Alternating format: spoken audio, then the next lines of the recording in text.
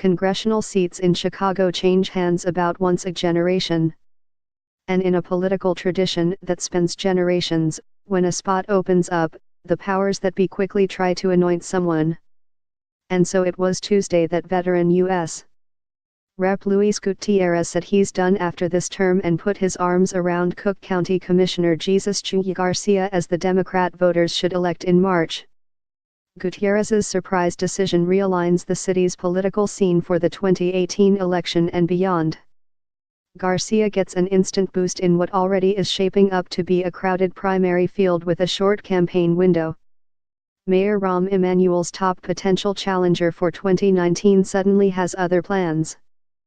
And Chicago Latino politics, which has been enmeshed in geographic, philosophical, and ethnic feuds for decades, prepares for transformation at a time when its influence could be on the rise. While word trickled out Monday night about the political shakeup, the big question heading into Tuesday was why Gutierrez was hanging it up. The nearly 64-year-old Democratic oratorical firebrand has made a national and international name for himself on issues of immigration rights and sovereignty for a hurricane-damaged Puerto Rico against the more recent backdrop of Donald Trump's presidency. Gutierrez, however, offered only generalities about his reasons for leaving Congress and what his future would hold. He said he planned to travel the nation with his family to create a new fierce framework for immigrant rights across this country as we work to 2020 and the presidential election. Gutierrez, who was born in Chicago to parents of Puerto Rican heritage, also said he wanted to assist in rebuilding the island. Those efforts, he said, were not compatible with holding the 4th congressional district seat, one of the most bizarrely shaped districts in the nation, which has been compared to a claw or earmuffs by using inner ring suburbs to link Latino populations from the city's northwest and southwest sides.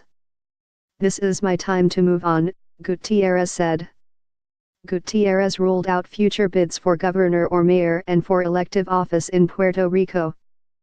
But asked if he was ruling out a possible run for the presidency, he replied, "I am not."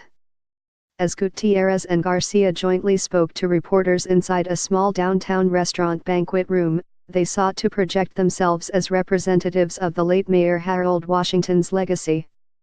They were flanked by photos of themselves appearing with Washington in an attempt to symbolize long-standing ties to fighting for the rights of members of the city's minority populations.